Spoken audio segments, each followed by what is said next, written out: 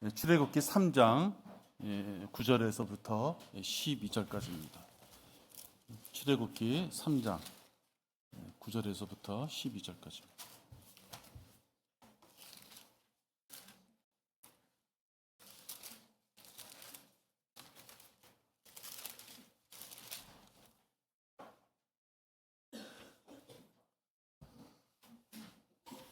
제가 받들어 읽겠습니다. 그러므로 이제 보라, 이스라엘 자손들의 부르짖음이 내게 미쳤으며 또 이집트인들이 그들을 압제하는 그 압제를 내가 보았으니, 그러므로 이제 오라, 내가 너를 파라오에게 보내고 너로 하여금 내 백성 이스라엘 자손들을 이집트에서 데리고 나오게 하리라 하시더라. 모세가 하나님께 말씀드리기를, 내가 누구이기에 파라오에게 가며 이집트에서 이스라엘 자손들을 데리고 나올 수 있으리까 하니, 주께서 말씀하시기를, 내가 반드시 너와 함께 하리니 이것이 내가 너를 보낸 표가 되리라. 내가 이집트에서 그 백성을 데리고 나오면 너희가 이 산에서 하나님을 섬길 것이니라 하시니라. 네. 반드시 너와 함께 하리라 라는 제목으로 오늘 말씀을 나눕니다. 잠시 기도하겠습니다. 전능하신 아버지 하나님, 저희들에게 오늘 우리가 봉독한 이 말씀처럼 우리와 함께 하시는 힘을 주시니 감사를 드립니다. 이제 24년도 첫 해가, 첫 주가 저희들에게 이렇게 주어졌습니다.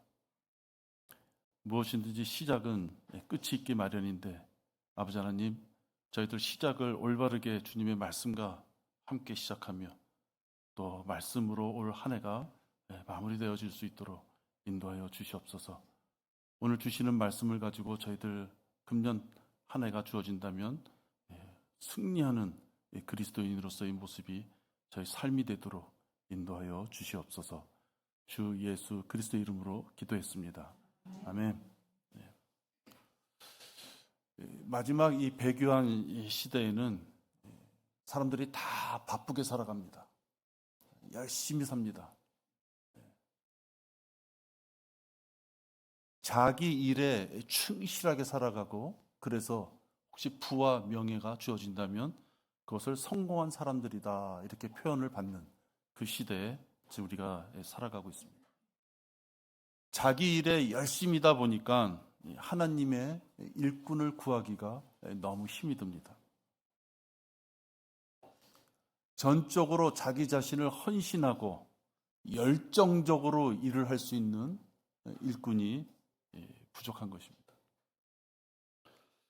여러분, 지금 우리나라의 이 건설 현장에 가보면 우리나라 사람이 별로 없습니다. 예전에는 십장이라 그래야 되나요? 어떤 일하는 사람들을 데리고 이렇게 옮겨 다니는 사람들, 그런 사람들은 거의 100% 한국 사람들이고, 나머지는 중국이나 동남아시아 이런 사람들이 마기를 하는 일꾼이었습니다.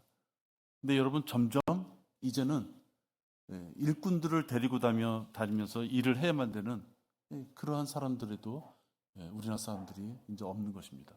그러니까 숙련된 일꾼인 한국 사람들이 없는 것이죠. 일을 해야만 됨에도 불구하고 점점 일꾼이 없어지는 것입니다. 많은 성도들은 하나님 앞에 나와 경배하고 찬양하지만 하나님을 우선적으로 섬기는 것을 약간 무모하다, 하나님을 우선적으로 섬기며 생활하는 것이 현실적이지 않다, 이렇게 생각합니다. 물론 저의 지금 이런 말을 들으면 나는 그렇지 않아 라고 생각할지 모르지만, 큰 대의로 보면은 다 내가 하는 말에 동의해 주시겠지만, 실제로 삶 속에 하나하나를 보면 다 열애를 시키는 것이죠. 이것은 열애, 이것은 열애, 이것은 다음에, 이것은 목사 같은 사람이 하는 거, 이렇게 열애를 두는 것입니다. 그래서 많은 그리스도인들이 아이를 데리고 다니면서 예배를 드리고 하나님을 섬긴다 하면서도 자기 자녀를 하나님의 말씀 가운데 일꾼이 될 수 있도록 성장시키는 것에 대해서는 가까이 가지 않습니다.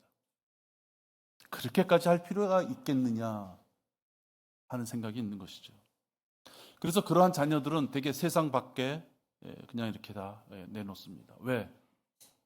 우리가 거처하고 일할 수 있는 곳은 세상 아니면 하나님입니다. 근데 하나님의 일에 마음을 두지 않으면 그 다음에 마음을 둘 수 있는 것은 세상이에요. 무엇인가 어딘가에 가서는 열심히 일을 해야 되는 것이 우리들의 삶이라고 한다면 하나님의 일에 열성하는 것이 아니라 세상에 나가 열심히 하는 것이죠. 그랬을 때 흔히 세상적으로 성공했다라는 표현을 들을 수도 있습니다. 세상에 있는 어떤 교육제도, 또 직장, 가치관, 문화 상태에서 배우는 여러 가지 세상적인 풍류, 그런 것에 자녀들을 방치합니다. 또 자기 스스로도 그런 곳에 가서 위안을 얻을 수도 있습니다. 하나님의 용사, 하나님의 군사, 하나님의 일꾼으로서 살아간다는 것은 그러한 것들, 자기 자신을 충족시키고 자기 자신을 만족시킬 수 있는 곳에 열정적으로 살아간다면 하나님의 일을 할 수 있는 그 기회는 없습니다. 성도라면 하나님께서 이제 오라고, 이제 내가 너를 부르겠노라고 했을 때 그 소리를 민감하게 들을 수 있는 자가 되어야 됩니다. 자고 있는데 갑자기 내 귓가에다가 빵 하고 막 타이어 터지는 소리처럼 터트리면서 들려준다든지, 아니면 누군가의 힘을 빌려서 들려준다든지, 그런 것을 떠나서 성도라면 하나님 앞에 내가 무슨 일을 어떻게 해야 될 것이냐 하는 것을 민감하게 귀를 열고 있어야 되는 거예요. 세상 일에 충실하고자 하는 자들은 아예 귀를 열지 않는다는 것입니다. 하나님의 일에 나의 직분과 나의 어떤 생활과 나의 모든 것들이 어떻게 받쳐질까라고 생각하는 기본적인 마음이 없다면 하나님께서 아무리 눈치코치를 줘도 알 수가 없는 것이에요. 왜? 그건 내 일이 아니야 이렇게 생각했을 때는 둔감해지는 것입니다. 또 혹 어떤 성도가 사역에 동참해야 되겠다라고 결단을 했다 하더라도 그 성도가 자기의 육신적인 능력을 너무 과대평가하고 있다면 자만심이 발동되는 거예요. 그렇게 되면 성령님이 그를 도울 수가 없습니다. 아브라함도 모세도 또 다윗도 바울도 하나님의 일을 하는 데 있어서 어려움이 있을 때마다 그들이 기도로 하나님 앞에 간구하는 것을 보게 됩니다. 그러니까 고난에 처했을 때 기도함으로써 헤쳐나가야 되는 것이죠. 따라서 우리도 상식적으로 본다면 내 삶 속에서 어떤 어려움이 있거나 또 설령 그런 어려움이 없다 할지라도 하나님께서 나에게 어떤 일을 주실까? 내 생애가 끝나기 전에 그래도 하나님의 종으로서 내가 무엇인가를 하고 싶은데 그게 무엇일까? 라고 궁금하다면 기도하면서 하나님께서 자에게 들려주는 것을 민감하게 받아들일 수 있어야 됩니다. 하나님께서는 우리에게 은사라는 걸 주셨죠. 그건 다 동일하지 않습니다. 다 목사가 되고, 그죠? 다 피아니스트가 되고, 다 찬양대가 되고, 그럴 수는 없습니다. 하나님께서 나에게 주시는 하나님의 일이 무엇일까 생각해 봐야 됩니다.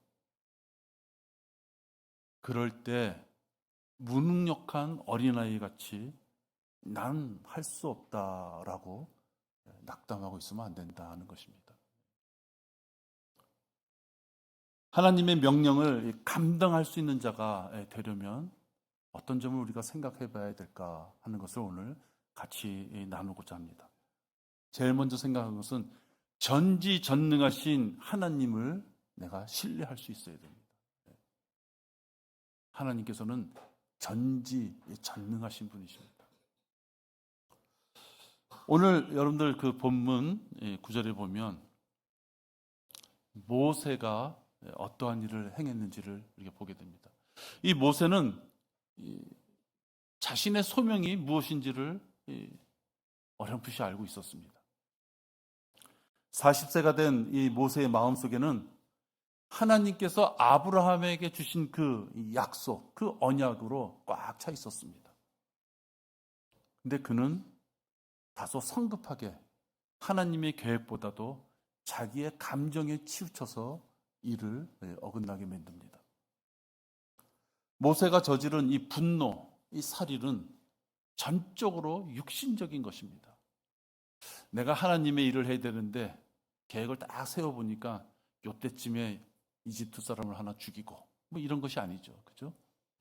이건 우발적인 거예요. 하나님의 일을 하겠다고 생각한 자, 하나님이 무엇인가를 자기에게 요구한다는 것을 생각해 본 자가 아무 준비가 없을 때 이런 우를 범하는 거예요. 그가 이쪽 저쪽을 살펴 아무도 없는 것을 보고 그 이집트인을 죽여서 모래 속에 감춘이라. 이것은 살인, 육신적인 것이에요. 대책도 없이 즉흥적으로 살인을 범한 것입니다. 그래서 모세는 파라오에게 쫓기는 신세가 됩니다. 그래서 그는 하나님의 군사로서의 길을 차근히 가는 것이 아니라 오히려 도망자가 되는, 그래서 미디안으로 쫓겨가는 초라한 신세가 되고 맙니다. 감정을 억제하지 못하고 생각 없이 저지른 그러한 잘못된 육신적인 일 때문에 그는 나약한 어린아이와 같은 패잔병과도 같은 그런 고백을 하게 됩니다.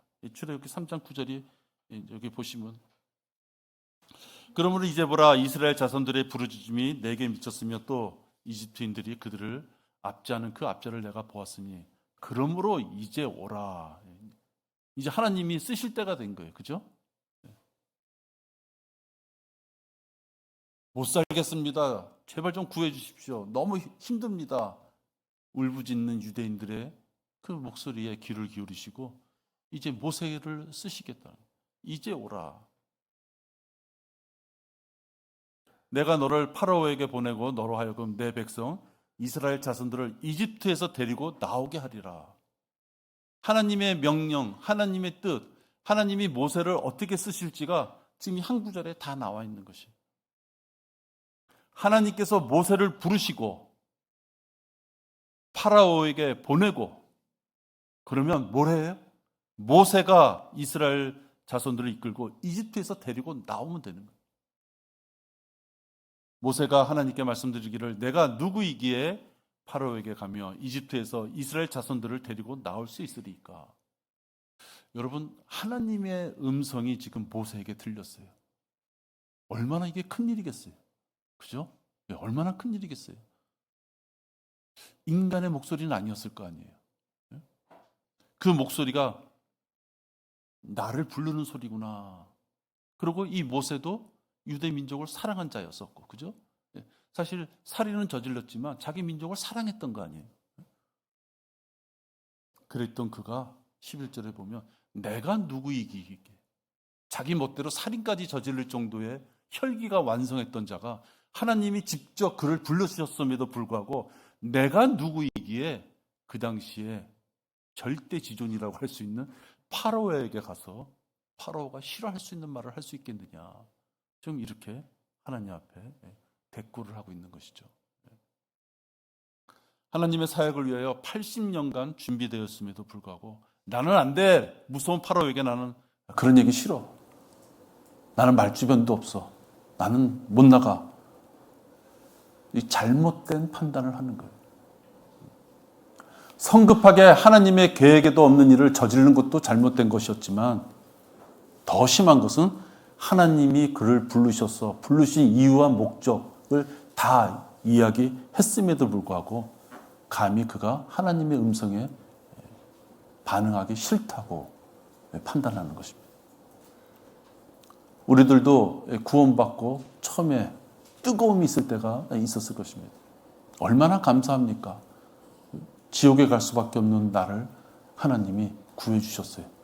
그것도 그냥 구해주신 것이 아니라 하나님의 자녀로서의 신분, 셋째 하늘에 갔을 때 공동 상속자로서의 신분까지 우리에게 주시면서 우리에게 사랑과 자비를 허락하셨어요.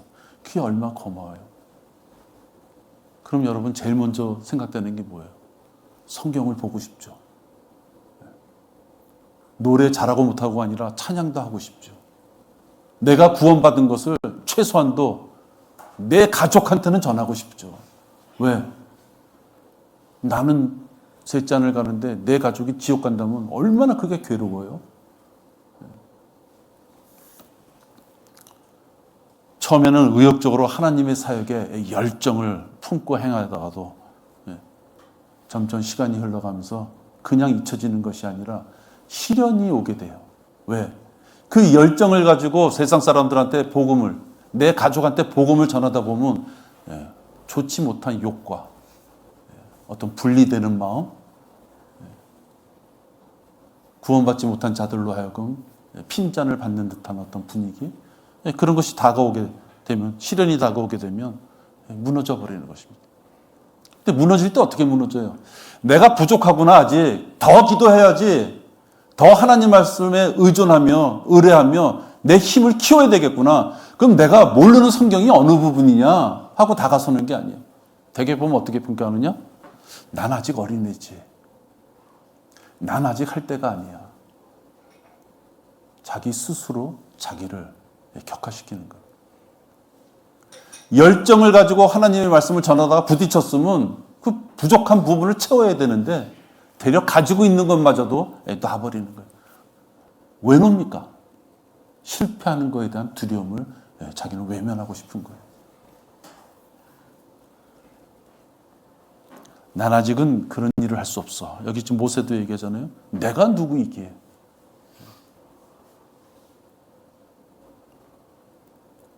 엄청난 벽 앞에 가서 하나님의 말씀을, 명령을 수행하려고 보니까 모세는 도망가고 싶었던 것이죠.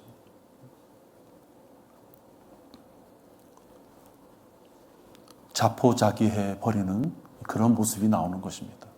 그것은 패잔병이 되는 모습이에요. 마귀가 얼마나 좋아하겠습니까?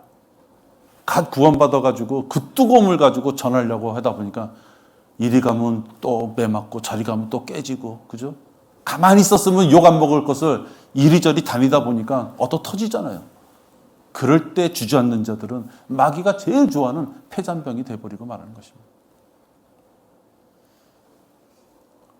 여러분 12절 보십시오. 하나님께서는 성도들을 이렇게 부르시는 거예요. 주께서 말씀하시기를 내가 반드시 너와 함께 하리니 이것이 내가 너를 보낸 표가 되리라.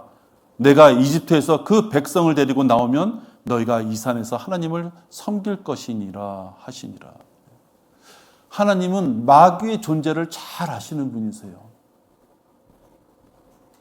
이 나약한 인간, 약간의 어떤 감정이나 약간의 불이익으로 휘둘릴 수밖에 없는 이 인간들이 마귀를 대적한다는 것이 얼마나 힘든 일인지 잘 아시죠. 하나님께서는 우리를 잘 아시기 때문에 우리를 쓰실 때 내가 반드시 너와 함께 하리니 하시면서 우리를 부르시는 것이에요. 전쟁터에서 제일 허망한 죽음이 뭡니까? 분명히 앞으로 나가면 총에 맞아서 죽을 수밖에 없는 그런 상황에 앞으로 나갈 때 그게 얼마나 힘든 상황입니까? 근데 전쟁터에서는 그런 경우가 종종 생긴다고 합니다. 저도 전쟁을 치러보지 않은 세대예요. 누군가는 죽어야 된 그런 상황이 생긴답니다. 그래서 군인들은 나를 따르라 이런 구호를 많이 외친다고 합니다. 나를 따르라. 나를 따르라 하고 앞에 나가는 자. 우리가 하나님 앞에 정당하게 또는 합당하게 마땅하게 해야 될 만한 일을 하고자 했을 때 우리 앞에 있는 것은 마귀의 종들만 우글우글 할 뿐이에요. 마귀의 종들만 우글우글 한 데를 우리가 찾아가겠다는 것이 하나님의 일을 하겠다 하는 뜻이에요. 그때 하나님께서는 반드시 내가 반드시 너와 함께 하리라 하시면서 우리에게 힘을 주신다고 말씀하고 있습니다.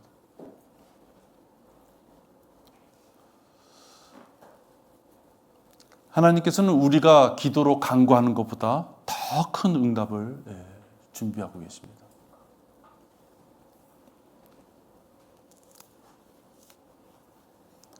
자녀들이 의기소침할 때는 함께 하시며 응답을 주십니다. 그래서 능력 주시는 그리스도를 통하여 모든 것을 할 수 있다 이런 말씀이죠. 빌립보서 4장 13절입니다. 우리가 부르심을 받고 무엇을 할 수 있다는 것은 사실은 말이죠. 우리는 도구로서 쓰임을 받을 뿐이에요. 우리를 사용하셔서 큰 열매를 맺기 위해서는 하나님께서 그리스도를 통하여 우리에게 능력을 주시겠다 약속하셨습니다. 그래서 지혜가 부족하다면 하나님께 구해야죠. 분명히 주신다고 약속하셨습니다. 하나님의 군사는 이적과 기적을 행하는 초능력자 같은 사람에게서 뽑아서 하나님의 군사로 쓰는 게 아니에요. 세상은 그렇게 씁니다. 세상은 한 40만, 60만 명 되는 군인들 중에서 체력적으로 뛰어난 사람, 특전사, 특공대, 그죠? 많은 사람들 중에서 신체적인 조건이 좀 월등한 사람들. 이 세상적인 방법이죠. 많은 신입사원을 뽑았는데 그 중에서 상위 한 5%, 10% 가는 사람들은 눈에 띄죠. 그럼 그런 사람들은 각 부서에게 해당받아서 갔을 때도 그 부서가 알죠. 몇 개월 연수했는데 쟤는 상위 점수야. 그럼 나중에 보면 그런 사람들이 더 진급이 빠를 수 있죠. 이게 세상적인 기준입니다. 하나님께서는 하나님의 종을 부르셔서 쓰실 때 세상적인 기준이 무엇이 월등하냐를 보시는 것이 아니에요. 비록 세상적으로는 육체적으로는 힘이 없고 연약할지 몰라도 하나님이 부르실 때 내가 여기 있사옵니다 라고 고백할 수 있는 자. 내가 누구이니까 왜 나를 부르셨습니까? 하필이면 그런 자가 능력 있는 게 의미가 없어요.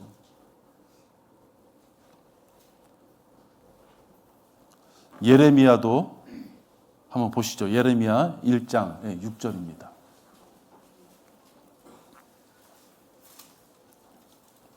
예레미야 1장 6절.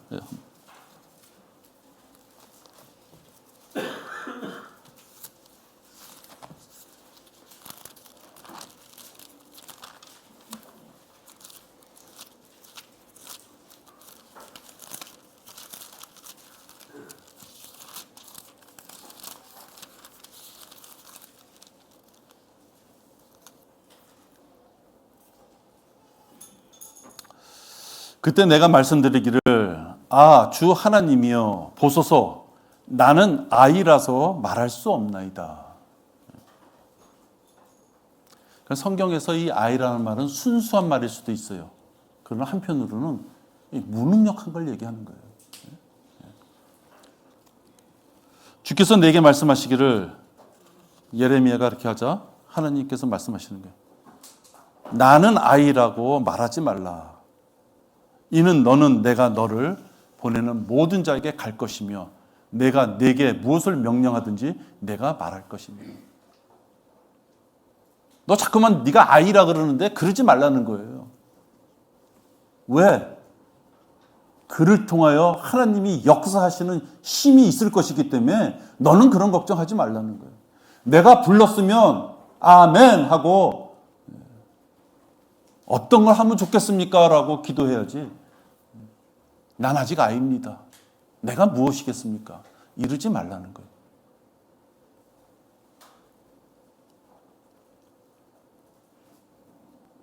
모든 자에게 갈 것이며 다 일러주시겠다는 거예요.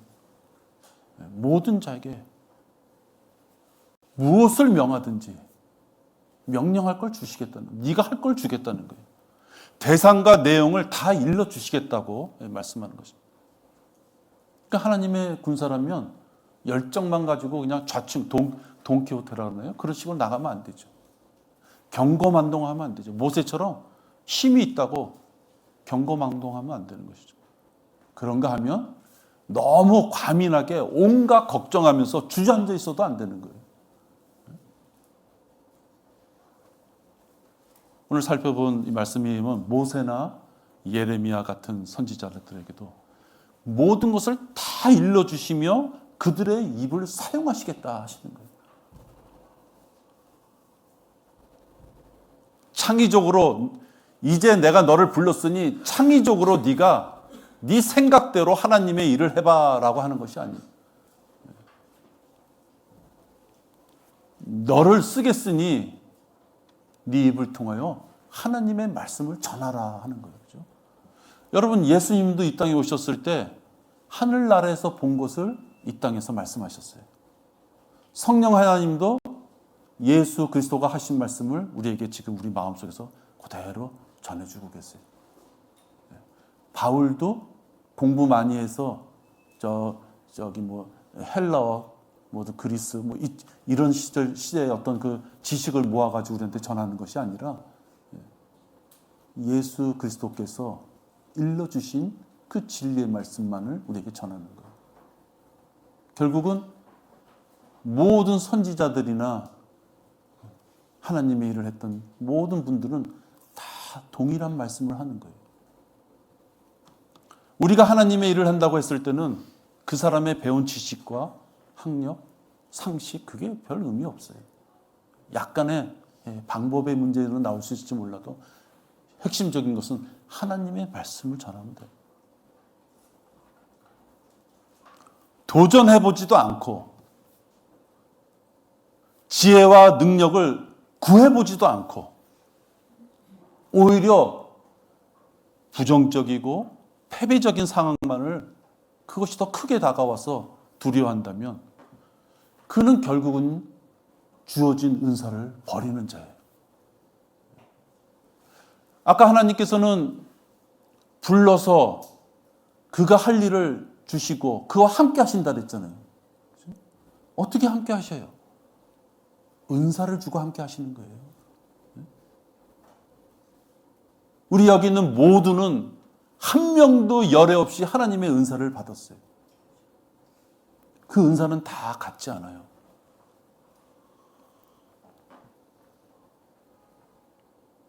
자기의 은사를 꺼내보지도 않고 자기의 은사가 뭔지 찾아보지도 않고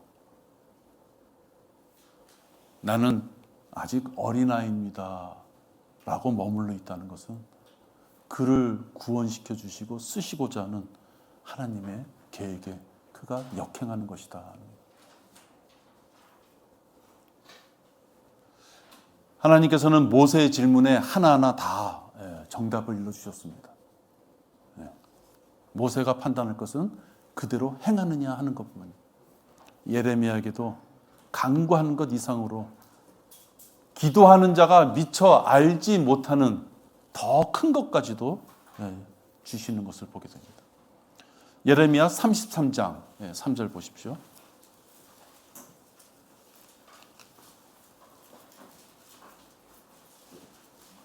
예레미야 33장 3절입니다. 박성훈 자매님 이거 좀 꺼주세요. 찾으셨죠? 나를 부르라. 그리하면 내가 내게 응답하겠고 내가 알지 못하는 크고 능력이 있는 일들을 내게 보이리라. 나를 부르라. 여러분이 고난에 있고 하나님의 일을 하고자 했을 때 너무 암담하고 캄캄하다면 주저앉을 것이 아니라 하나님을 부르셔야죠. 그죠? 기쁠 때도 부르지만, 감사할 때도 부르지만, 너무 내 앞이 캄캄하고 내가 좌로 갈지 우로 갈지 몰라서 어둡다면 그때야말로 하나님을 불러야죠. 그랬더니 어떻게 해요? 응답하겠고. 근데 응답의 결과가 어때요? 내가 알지 못하는 크고 능력 있는 일들을 내게 보이리라. 기도하는 자가 미처 생각하지도 못한 더 큰 능력과 힘을 주시겠다고 말씀하시는 거예요. 근데도 우리는 하나님 앞에 기도해보지도 않고, 내 생애가 다 끝나기 전에 하나님 나를 왜 부르셔서, 왜 나에게 건강 주시고, 왜 나에게 가족을 주시고, 나에게 왜 직장을 주시고, 지혜도 주시고, 올바른 킹제임스 성경을 통하여 하나님 말씀을 배울 수 있는 기회까지 주셨으며, 내가 왜 이 지역교회의 회원으로서 이렇게 성장할 수 있도록 나를 왜 이렇게 이끄셨습니까? 내가 무엇을 해야 될까요? 라고 두들겨 봐야죠.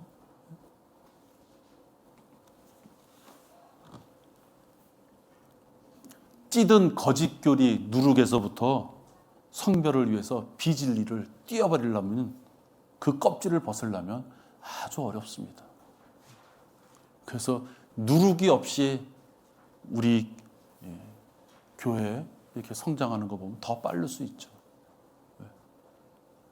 너무 당연하고 너무 올바르고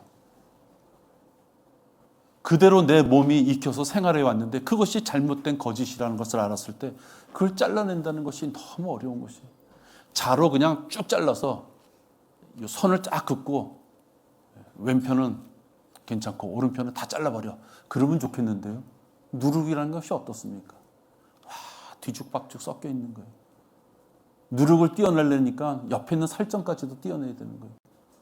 누룩을 떼어내려니까 내가 알고 있는 올바르다고 생각하는 것까지도 떼어내야 될 그런 상황도 막 생긴다고 생각하니까 누룩을 못 버리죠. 우리 모두가 마찬가지입니다. 막상 용기를 내어 하나님의 자녀답게 사역에 동참하려고 딱 결단을 하면 내가 과연 성경 지식이 있는가? 아직은 자녀들이 더 커야 되지 않겠는가? 내가 건강이, 이런 여러 가지 생각들이 많이 들어옵니다. 그럴 때 그런 것들은 크게 걸림돌이 되기 쉽습니다. 이런 것들을 마귀가 동원해서 우리를 왜곡하고 괴롭히지만 사실 하나님께서는 이러한 것들이 새삼스러운 것이 아닙니다. 우리는 나이를 먹고 생애를 살다 보니까 어떻게 보면 이 처음 당하는 일이구나. 어떻게 나한테 이런 일이 생겼지? 막 이렇게 자기의 삶에 대해서 힘들어할지 모르지만 하나님께서는 이미 그 모든 것들을 다 알고 계시는 거예요. 예수님께서 광야의 시험을 당하셨을 때 육신의 정욕과 안목의 정욕과 생애 자랑에 인간이 유혹받을 수 있고 죄에 빠질 수 있는 모든 경우들을 다 이겨내신 거예요. 다 이겨내신 분이 우리를 위하여 십자가에 죽으셨고 바로 그분께서 지금 셋째 하늘에서 우리를 위하여 중보자가 되어주시는 거예요. 제일 나쁜 변호사가 뭡니까? 계산서를 발행할까요? 말할까요? 따지면서 돈만 바라는 변호사. 그죠? 위급한 상황에 있는 사람이 변호사를 썼을 때는 어떤 내용이에요? 우리의 형편을 잘 이해해서 마치 자신의 일처럼 누구한테 대언해 줄 수 있는 자. 그죠? 우리의 슬픔을 변호사가 같이 슬픔으로 알고 대언해 줄 수 있는 자. 그게 좋은 변호사죠. 우리가 주 예수 그리스도의 이름으로 기도하는 것이 얼마나 큰 힘이냐면 바로 그 예수님께서 우리가 당할 수 있는 모든 죄악과 유혹과 그런 것을 다 감당하시고 이겨내셨으며 그분이 바로 하나님 앞에 우리를 위하여 중보하시는 거예요. 우리의 삶 속에서 우리가 당할 수 있는 모든 아픔을 다 이해하시는 분이 못된 변호사들 돈만 받고 형식적으로 내뱉는 그러한 변호가 아니라 내 고통과 슬픔과 내 어려움을 다 이해하신 분이 변호하시는 거예요. 여러분들이 하나님의 일을 하고자 했을 때, 하나님의 뜻이 어디 있는가 궁금했을 때 똑같이 다가오는 거, 하지 못해야만 되는 이유들이 다가왔을 때 그 부분을 외면하는 것이 아니라 그 부분을 하나님 앞에 놓고 기도하는 것입니다. 인간적인 생각으로는 타당하게 다가오는 생각일지 몰라도 그것을 하나님께서 나에게 어떻게 말씀해 주실까 기도해보고 두들겨 봐야죠. 나를 부르라며 우리의 기도에 응답하시겠다고 하신 하나님, 그 하나님께서 우리의 모든 고난과 고충을 다 아시는 분이시다 하는 것이 얼마나 큰 힘이 됩니까? 기도 중에 하나님의 사역에 함께 나도 동참하고 싶다, 그런 생각이 드셨다면 각자의 은사가 무엇인지를 찾으면 됩니다. 엉뚱한 일 하라는 것이 아닙니다. 자기의 은사를 찾아서 그 은사를 잘 갈고 닦아서 광을 내면 되는 거예요. 어떻게 모든 사람이 다 똑같은 일을 합니까? 여러분, 우리 이 지역교회, 이 교회, 이 터전도 모든 사람이 다 똑같은 거 할 수 없습니다. 크든 작든 다 논아서 일을 할 때 자기의 은사를 발견하게 되는 거예요. 사역의 첫걸음이라고 하는 것이 사람의 눈에는 무모하게 보일 수 있습니다. 왜? 그 길에는 돈이 없습니다. 그 길에는 마귀와의 전쟁만 남아있을 뿐이에요. 그 길에는 자기 혼자만 살면 되는 게 아니라 그를 따르는 어린 양들을 같이 끌고 가야만 되는 기도 제목이 주렁주렁 열리게 되는 것입니다. 아무리 그럴지라도 하나님께서 누구에게 은사를 주셨다면 그것은 그를 위하여 다 준비하신 가운데 그 일을 시키시는 것입니다. 아까 봤잖아요. 너 나가봐. 죽든 말든 너 나가봐. 그거 아니에요. 나를 부르라. 네가 생각한 것보다 더 큰 것을 응답으로 내가 준비해놨다. 나를 부르라. 내가 너와 반드시 함께 하리라. 하나님이 그러신 분이잖아요.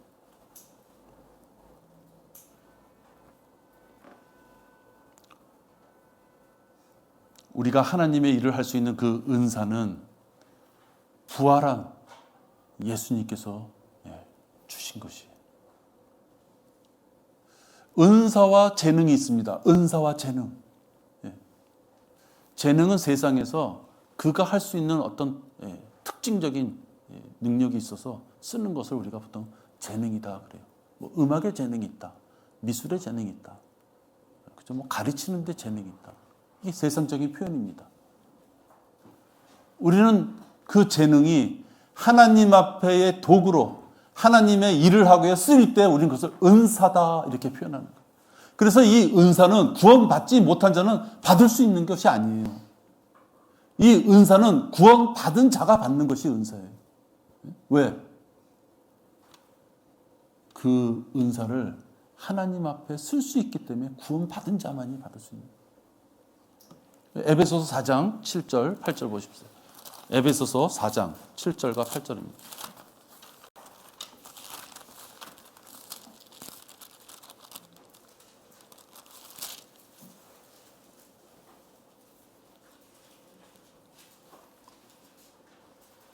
그러나 우리 각자에게 그리스도의 은사의 분량대로 은혜를 주셨으니 그러므로 말씀하시기를 그가 위로 올라가실 때 사로잡힌 자를 사로잡았고 사람들에게는 은사를 주셨다 하셨느니라. 그죠? 은사는 뭐 대학 교수가 재능이 있다고 주는 것이 아니에요. 목사가 주는 게 은사가 아니에요. 돈 몇 푼 싸들고 가서 안수 받았다고 해서 받는 것이 은사가 아니에요. 누가 주셨어요? 하나님이 주신 거예요. 그러면서 11절에 좀 건너뛰어서 11절 보세요. 그가 어떤 사람들은 사도로, 어떤 사람들은 선지자로, 어떤 사람들은 복음 전도자로, 어떤 사람들은 목사와 교사로 주셨으니 사람들에 따라서 다 각기 하나님이 목적하시는 거에 따라서 은사를 주시는 것이에요. 나는 목사까지는 싫습니다. 나는 그냥 성경 교사까지만 하겠습니다. 성경 교사도 좋은 일이죠. 그죠? 그러나 그것은 하나님의 올바른 명령에 순종한 것이 아니에요. 하나님께서는 그에게 은사를 다 주셔서 너는 목사로, 너는 선지자로, 너는 교사로 하나님이 그에게 맞는 은사를 주셨어요. 그럼 순종하는 것이에요. 자기가 판단해서 나는요 그것보다는 이거예요. 그게 아니라는 거예요. 여러분께는 어떤 은사를 주셨다고 생각합니까? 어떤 은사를 주셨어요? 구원받은 자에게는 은사를 주셨다고 했어요. 여러분이 예수님을 구세주로 영접해서 구원받은 자라면 나에게도 은사가 있구나라고 생각하셔야 되는 거예요. 나는 재능이 없어. 나는 뭔가 좀 특별하게 잘하는 게 없네. 그게 아니에요. 그는 미처 자기가 가지고 있는 자기의 은사를 자기 주머니에서 꺼내지 못한 자예요. 자기가 자기 자신을 모르는 자예요.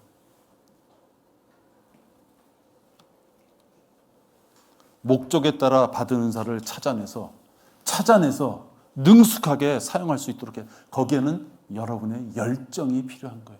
하나님의 일을 하겠다는 너무 감사하신 분, 자비로서 은혜로서 자기를 지옥에서부터 구원해 주신 그 하나님 앞에 감사함에 그 열정이 있다면 무턱대고 나보고 전쟁터에 나가라는 것이 아니라 나에게 분명히 총알을 주셨구나. 그 총알을 어디에 있는지 찾아서 전쟁에 나가야죠.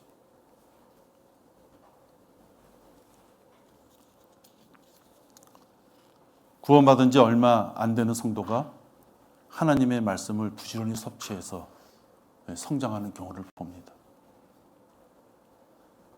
그런가 하면 그렇지 못한 반대되는 경우도 보죠.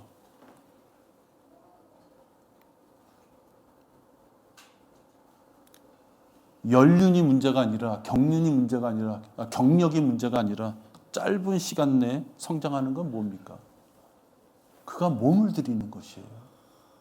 몸을 들여서요 피곤하지만 성경 보고, 몸을 들여서 궁금한 거 있으면 찾아보고, 몸을 들여서 자기가 약속한 기도의 시간이 있다면 기도하고, 몸을 들여서 하나님께 경배할 수 있는 그 시간을 내가 확보하겠다면 세상적인 이익을 버리더라도 그 시간을 확보하는, 자기 몸을 들일 때 자기의 은사가 무엇인지를 아는 거예요. 가만히 아무것도 안 하면서 기도로만 내 은사가 무엇이죠? 내 은사가 무엇이죠? 그래가지고 자기 은사를 알 수 없어요. 부딪혀 보는 거예요. 이 지옥교회 내에서 작은 일에서부터 부딪혀 보는 거예요. 부딪혀 봤을 때 이건 내가 주방 쪽은 내 일이 아니구나. 유아봉 쪽은 내 일이 아니구나. 애들 가르치는 건 내 일이 아니구나. 그럼 또 뭘 해볼까? 나의 은사는 어디에 숨어 있는 걸까? 은사를 찾으려면요, 지역교회 내에서 아주 작은 일이지만 시작을 해야 되는 거예요. 아무것도 안 해. 교제도 안 해. 봉사도 안 해. 헌신도 안 해. 아무것도 안 하면서 교회만 10년, 20년 왔다 갔다 한다고 해서 자기의 은사가 무엇인지 어떻게 아느냐고요. 하나님께서는 그 은사를 주고 하나님의 일에 나서라고 지금 말씀하고 있는데, 부딪혀 봐야죠. 기도해 봐야죠.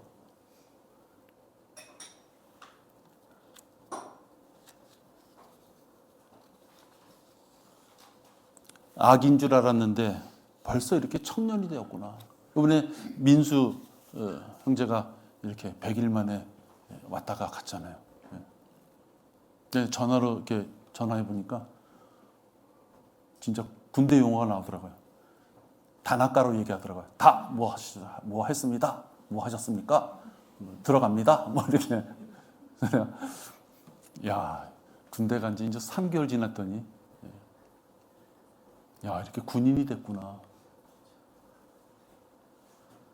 하나님께서도 여러분들을 구원시키고 우리에게 짧은 생애를 허락하시는데 그 생애 동안에 하나님이 바라보시는 모습으로 성장해 가야지. 와, 이렇게 성장했구나. 내가 너를 위하여 죽었는데 너무 기쁘다. 내가 너에게 은사라는 선물을 줬는데 그걸 네가 찾아냈구나.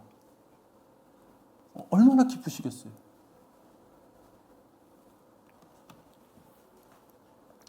그리스도인이라면 너와 함께 하겠다라고 말씀하신 그 말씀을 신뢰할 수 있어야 됩니다.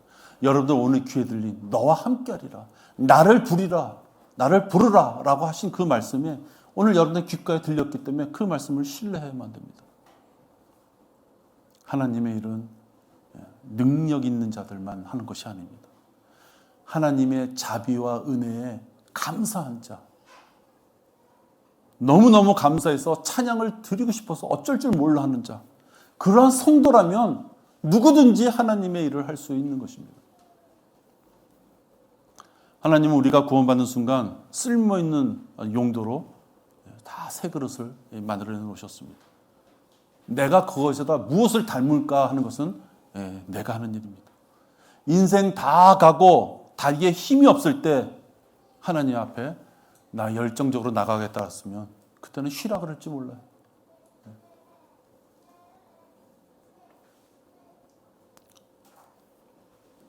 그 열정, 하나님의 일을 하겠다는 그 열정은 말씀에서부터 시작되는 거예요.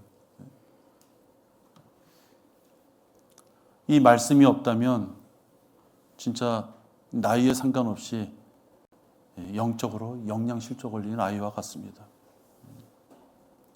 거듭난 지 10년, 20년이 지나도 여전히 젖을 떼지 못하는 늙은 갓난 아기의 모습이 되는 거예요. 우린 이렇게 살 수 없어요. 그렇게 살면 안 되는 것입니다. 하나님의 일을 함으로 하나님 앞에는 기쁨으로 우리가 무엇을 드릴 것을 찾을 수 있는 것이고, 또 하나님이 주시겠다 하는 것, 그걸 다 내 것으로 취해서 내가 하나님의 일을 하면 나에게 상과 유업을 주시는 거예요. 얼마나 이득되는 일입니까? 하나님이 다 주시겠대요. 다 주실 테니까 하나님의 일을 해라요. 그래서 하나님의 일을 했더니만 상과 유업을 우리에게 주시겠다.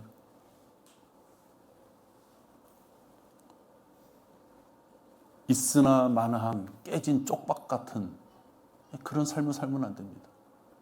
여러분도 집안에 그릇 있죠? 쓰시는 것은 계속 쓰시는데 어떤 건 사가지고 놓고 버리지 못해서 차마 그냥 버리기 낫고 두는 거 있죠. 눈앞에 보이지만 쓸 수 없는 그릇. 하나님이 우리를 보실 때 불러서 쓸 수 있는 그릇으로 우리가 하나님 앞에 설 것인지, 깨진 쪽박이라 버리지는 못하겠고 쓸 수는 없고 그런 모습으로 우리가 보일 것인지, 그것은 우리가 결정하는 것입니다. 하나님은 각자에게 용도가 있는 새 그릇으로 우리를 빚어 놓으셨어요. 은사로 다 빚어 놓으셨어요. 그 은사를 찾길 바랍니다. 금년 1년 여러분들 이 작은 교회, 그렇지만 하나님의 말씀을 사모하는 교회, 하나님의 일을 감당하고 싶어서 열정적으로 기도하는 교회, 이런 교회에서 여러분 금년 한 해 여러분들 은사도 발견하시고 잘 다듬으시고 한 해가 마무리될 때 주신 것을 가지고 마음껏 활용해서 또 칭찬도 받는 그런 우리 모두가 되어야 되겠습니다. 기도하겠습니다. 아버지 하나님 감사합니다. 우린 미처 몰랐는데 하나님께서는 우리에게 은사를 주셔서 하나님의 일을 할 수 있도록 모든 도구를 이미 다 준비시켜 주셨음을 알게 됩니다. 미처 각자의 은사가 아직 발견되지 않았다면 두들겨 볼 수 있도록, 찾을 수 있도록, 그를 위하여 자기의 몸을 헌신할 수 있도록, 그래서 발견된 은사가 있다면 아버지 하나님 두려워하지 않고 그것을 마음껏 사용할 수 있는 우리 지체들이 되도록 인도하여 주시옵소서.